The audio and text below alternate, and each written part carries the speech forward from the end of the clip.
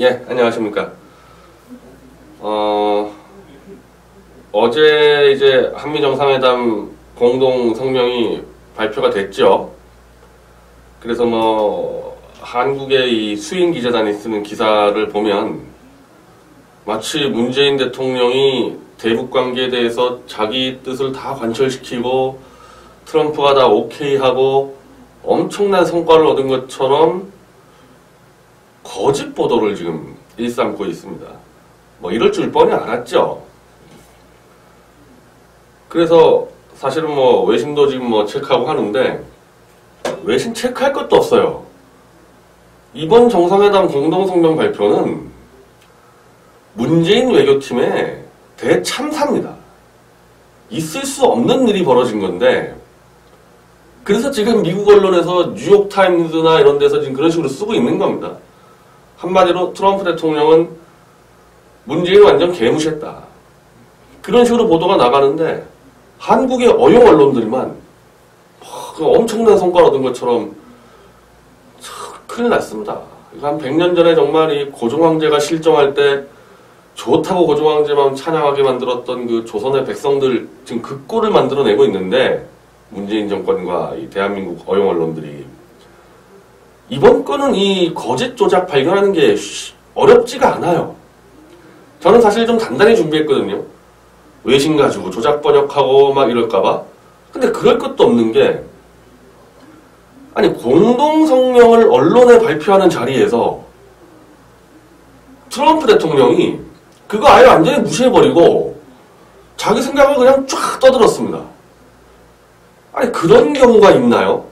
두 정상이 한 3시간 만나서 얘기하고 실무진들이 한 8시간 조정해가지고 한미 정상 공동성명문을 발표하는데 그 내용에 대해서 거의 제가 볼 때 완전 막 배치되는 내용을 트럼프 대통령이 혼자서 문재인 옆에 두고 막 떠들었는데, 아니 냉정하게 말하면 이런 외교적 결례가 어디 있습니까?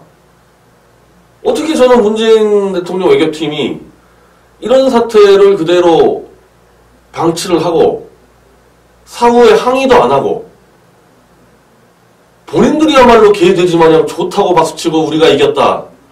이거 뭐 하자는 거예요?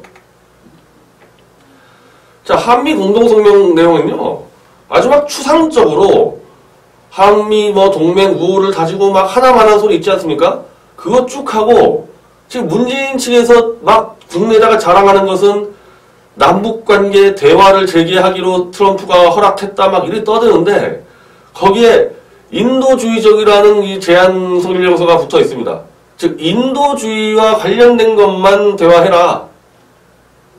그거는 부시든 트럼프든 누구든 반대한 적이 없어요. 거기에 대해서는. 그러니까 원래 하던 거 해라. 그 대신에 돈 퍼주고 이런 거 절대 안 된다. 지금 그 입장이잖아요. 그게 바뀐 게 하나도 없는데 인도주의적 남북대화 재개를 할 수 있게 됐다 해가지고 그거 가지고 대한민국 국민들을 지금 막 속이고 있는 거거든요.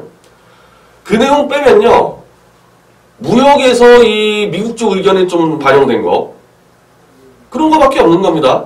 근데 그것도 트럼프 대통령 단독 발언으로 더 강하게 때려버렸는데, 그래서 미국 언론들은 지금 쓰는데 공동성명서를 쓰는 게 아니라 트럼프 대통령이 마이크 잡고 막 떠든 그 내용 중심으로 씁니다. 왜? 그게 워낙 구체적이니까 그게 핵심이거든요. 그게 공동성명은 그냥 추상적인 그냥 잘해보자 이게 끝이고, 구체적으로 뭐뭐 할까는 트럼프 대통령이 혼자 다 떠들었어요. 그거 떠들 동안 문재인 대통령은 그냥 멍하니 있었고요. 자, 북한 문제요. 문재인식의 2단계 평화적 해법을 트럼프가 인정했다? 지금 트럼프 대통령 떠드는 거 보세요. 어떻게 떠들고 있는데요, 지금. 북한 정권에 대한 전략적 인내 시대는 실패했다. 오랫동안 실패해왔다. 이제 그 인내는 끝났다. 한마디로 오바마 정권식 북한이 스스로 핵을 포기할 때까지 난 아무것도 안 하겠다. 그거 다 찢어버리겠다. 난 행동하겠다. 핵을 폐기하기 위해서 직접적 행동하겠다 선언한 거 아닙니까? 문재인 옆에서 지금 떠든 얘기예요, 이게. 우리는 북한의 위협으로부터 동맹과 미국인들을 보호하기 위해 한국과 일본, 세 개의 파트너 국가들과 함께 외교, 안보, 경제적 조치들을 논의 중 모든 책임 있는 국가들의 대북 제재를 이행하고 동등한 고통받고 있는 자국민들을 위한 다른 미래를 선택하도록 요구하는데 동참하길 촉구한다. 문재인 옆에 두고 대북제재 쫓아와. 딴 생각하지 말고 대북제재 다 쫓아와라. 그렇게 얘기했잖아요. 우리가 지금 무모하고 잔인한 북한 정권의 위협에 직면해 있다. 북한 정권의 핵과 탄도미사일 프로그램에 대해서 단호한 대응이 필요하다. 핵과 탄도미사일에 대해서 단호하게 대처하겠다는 거 아닙니까? 뭘 퍼주자는 얘기가 있습니까, 여기에? 뭘 대화하자는 얘기가 있어요? 수백만 북한 주민들이 고통받고 굶어 죽고 있다. 전 세계가 북한 정권이 오토 원비어에게 한 일을 목도했다. 우리는 지금 솔직한 많은 옵션에 대한 논의 중 북한에 대한 많은 옵션을 갖고 있다. 이 말이 핵심이에요. 옵션이라는 건 뭐냐면 북한에 대해서 어떤 조치들을 취할 수 있는지 미국이 수단과 방법을 얘기하는데 여기서 많은 옵션이라고 얘기한다는 얘기는 뭐냐? 군사적 옵션을 포함하는 겁니다. 군사적 옵션이 포함되지 않으면요. 우리는 많은 옵션을 쓰고 있다. 그런 표현 안 했습니다. 한마디로 군사적 타격까지도 고려하고 있다고 얘기를 한 겁니다. 오토 원비어를 얘기하면서. 이때 뭐 했습니까? 트럼프 대통령이 이렇게 떠들고 있는데 뭐 대화와 그걸로 다 인정받았다면서요. 아니 문재인 씨 한마디 해야죠 이렇게 나오고 있는데 이걸 그냥 멍하니 듣고 좋다고 박수치고 있었습니까? 물개박수나 치고. 그래놓고 뭐 정상회담에서 이겼다고요? 자, 그리고 이제 뭐 한미 FTA. 저는 이게요, 제가 처음부터 그러지 않았습니까? 이게 미국 대통령과 한국 대통령이 정상회담 하는데 한국 대통령이 이렇게 무참히 박살나면은 이게 정말 우리 대한민국 국민으로서 정말 안타까운 일이거든요. 저는 지금 그 꼴 났다고 보는 겁니다. 자, 상대국 대통령 옆에 앉혀놓고 한국에 대한 미국의 무역 적자는 110억 달러 늘었다. 이건 잘못된 딜이다. 이거 지금 호통치는 거 아닙니까? 옆다 대고. 그리고 나는 미국인 노동자와 기업들, 특히 미국 자동차 업체들이 한국과의 거래에서 공정한 기회를 가질 수 있도록 공평한 운동장을 만들겠다는 문 대통령의 확약에 고무됐다. 사람 옆에 앉혀놓고 이 친구가요, 이제 우리한테 좀 많이 퍼주겠다 그럽니다. 이것도 떠든 겁니다. 자, 무역까지는 또 그렇다 쳐도 주한미군 주둔비를 또 여기 옆에 앉혀놓고 또 떠들어댔습니다. 돈 더 내놓으라고 주한미군 주둔비를. 자, 이게요.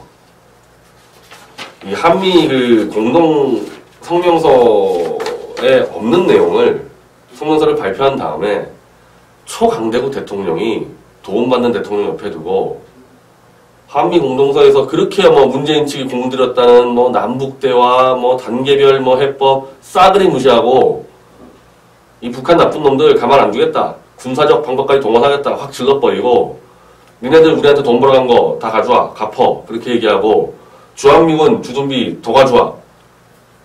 이런 외교 참사가 어디 있습니까?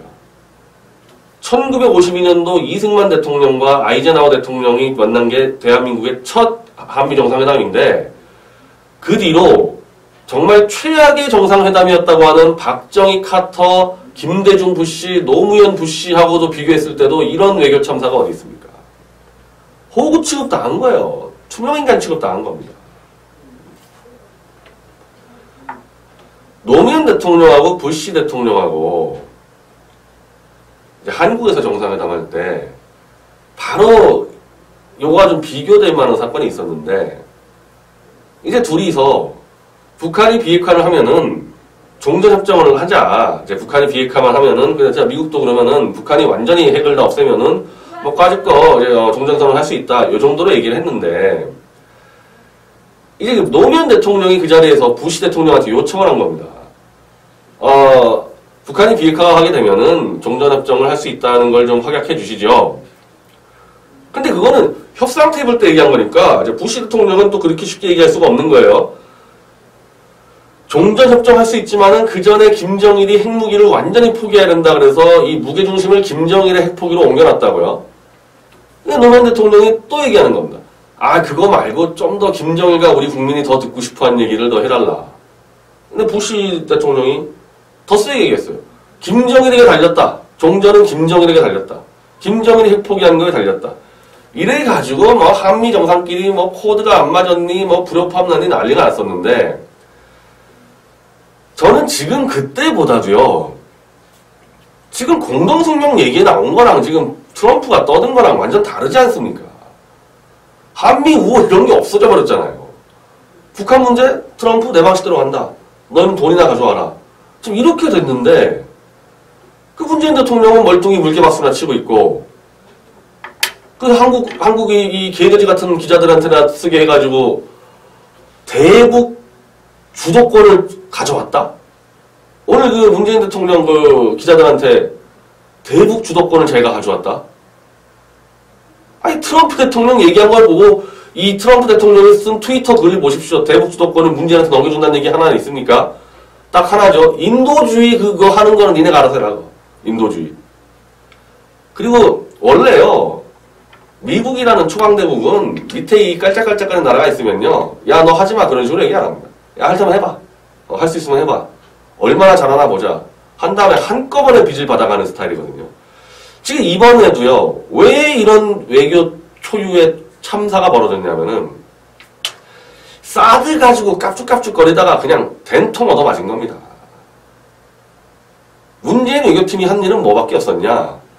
혹시라도 이 의제에서 사드가 올라와서 면전에서 박살날까봐 그게 무서우니까 미국에 딱 발대자마자 우리는 사드 번복 절대 없습니다. 환경영향평가 그거는 그냥 절차고 우리는 사드 번복할 생각 절대 없습니다. 충성맹세하고 다녔지 않습니까? 문재인 대통령하고 강경화 외통부 장관, 정의용 안보실장 그러고 다니니까 트럼프 쪽에서는 야 이것들이 한국에서는 깝죽깝죽 거리는데 이게 미국 들어오더니 이게 갑자기 뭐 엎드려 기네. 믿을 수 없는 자들이지만 뭐 한다니까 그래 너희 한번 해봐. 사드 뭐 배치한다니까 그 대신에 너희들 깝죽거린 거에 대해서 내가 이제 빚다 받겠다 해가지고 덤탱이 그냥 다 씌워버린 거 아니에요. 사드 배치 가지고 트럼프 대통령이 만약에 현장에서 너 문재인 왜 장난치냐? 너 사드 뺄까? 이 말이 나오면은 문재인 대통령 이 세력이 국내에 이 개돼지 언론들 데리고 국민들 속일 수가 없으니까 그거나 막으려고 온갖 짓을 다 한 거예요. 그래서 사드 배치 반드시 하겠다고 그냥 엎드려 기고 그걸 트럼프 대통령은 딱 보고 야 이것들 국내에서만 떠들지 내 알표니까 꼼짝 못하네. 신뢰는 못하지만 일단은 다 덤탱이 먹을 건 먹여버리자. 그리고 사드 배치는 어차피 지네들이 한다 그랬으니까 이제 주한미군 사령관이나 주민대사 통해서 수시로 감시하면 되니까 그렇게 된 겁니다 이게. 다 국내 정치로 이용하려다가 그냥 미국 가가지고 그냥 호구 취급당하고 온 거예요. 이 말까지 떠들었대요. 이제 또 미 의회에 가서 사드 보복은 중국을 간섭은 주권 침해다. 또 중국을 또 엄청 때렸어요. 이렇게 나오니까 이제 중국에서 이번에 G7 회의 때 너 보자 너 그때 너 내 앞에서 어떻게 떠드는지 시진핑이 시진핑 앞에서 그렇게 떠들 수 있겠죠? 분명히 그렇게 미국 의회 가서 사드 보복 중국 간섭 내정 간섭 용납 않겠다 이렇게 했으니까 시진핑 앞에서 너 내정 간섭 하지마 이 정도 얘기할 수 있겠죠 문재인 씨. 거기 가서 또 말 바뀌면 그것도 또 엄청난 참사가 벌어집니다. 거기 가서 말 바뀌면은. 그리고 성주 가서 성주의 그 친문 문해 떼거리들 다 철수시키고 그 후속 조치 해야 될 거 아닙니까? 그 후속 조치를 이제 주미대사나 주한미 사령관이나 미 의회를 이용해서 충분히 문재인 정도의 이 허접한 사람은 다룰 수 있겠다고 확신을 가진 게 트럼프예요. 아무것도 아닌 자라고 본 것 같아요. 김대중만도 안 되고 노무현만도 안 되는 자구나 이거는. 여기 가서 말 바꾸고 저기 가서 말 바꾸고 그런 자다. 그러면서 이제 주한미군 주둔비는 대폭 올라가게 되고 한미 FTA는 한국의 대미 주력 상품들은 다 규제에 걸리게 되고 거기에 대해서 입도 제대로 못 연 거 아닙니까? 저는 주한미군 주둔비에 대해서는 우리가 올려줄 수 있다고 봅니다. 그거는 득실이 우리가 커요. 그렇지만은 한미 FTA에 대해서는 양 국가가 어차피 국경을 무너뜨리고 자유무역으로 경쟁하는 체제인데 우리가 더 많이 판다고 해서 그거를 제약을 가하기 시작하면은 한미 FTA가 사라지는 거거든요. 이거는 결사적으로 지켰어야 되는 거죠. 이건 지켜야 되는 겁니다. 이건 트럼프 대통령이 단독으로 한미 FTA에서 얘기하지 못하도록 막았어야 되는 거거든요. 오히려 주한미군 주둔비를 그러니까 이게 처음부터 꼬인 건데 처음부터 사드 배치를 우리가 더 적극적으로 추진하고 주한미군에서 공을 치하하고 그래서 그걸를 통해서 주한미군 주둔비 인상 압박을 최소화시키고 근데 올려줄 건 올려주겠지만은 그 다음에 한미 FTA를 지키고 이런 전략을 썼어야 되는데 처음부터 국내 정치용으로 사드 가지고 장난치다 약점이 잡혀버리니까 딴 거에 대해서 뭐 아무것도 못한 거죠. 할 수 있는 거 이제 한국에 돌아와가지고 개돼지 언론들 이용해가지고 국민들 속이고 이제 이 고민할 겁니다. 이제 7월 달에 시진핑 만났을 때 또 이건 또 어떻게 사기치나 이제 그 고민 들어가겠죠. 한미 정상회담 52년도에 있었던 하여튼 이승만 아이젠하워 정상회담 이후에 최악의 외교 참사가 벌어졌고 역대 미국 대통령 중에 한국 대통령 이렇게 호구 투명인간 취급하고 개무시한 것도 최초입니다. 노무현 때도 이렇지 않았습니다. 한마디로 노무현 대통령의 그냥 시다바리 정도 하는 친구가 대통령 되면서 나라의 국격이 완전히 무너진 거죠. 완전히 무너진 거죠. 그리고 이거를 트럼프뿐이 아니라 이 현상을 보면서 시진핑이든 아베든 김정은이든 다 봤을 거야. 야 이거 정말 허접이구나. 생각해보세요. 국내에서 그렇게 사드가 밀반입됐다. 철저하게 조사해라. 원래 사드는 2018년도까지만 배치하면 하기로 했다. 이렇게 떠들었으면은 본인이 가서 사드 환경영향평가하고 한 2년 뒤에 고려해보겠다. 이렇게 얘기를 해야지. 미국 땅 밟자마자 절대 번복할 의사 없습니다. 사드 무조건 배치하겠습니다. 이거를 시진핑과 김정은이가 아베가 보고 얼마나 손가락질 하겠어요. 손가락질은. 야 이건 좌익도 아니네 이거. 이거 그냥 허접이네.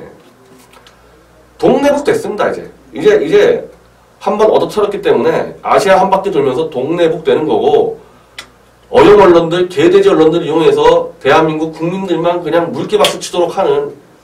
근데 얼마나 가겠어요 그래가지고 뭐 얼마나 가겠습니까. 뭐 오래 못 갈 거니까 제가 다음 방송 때 말씀드리지만은 이제 조원진 정대위가 대한민국을 구할 이런 허접 문재인 정권을 쓰러뜨리고 대한민국을 구할 새 신당을 만드니까 우리가 똘똘 뭉쳐서 빨리 국난은 해결해야 되겠습니다.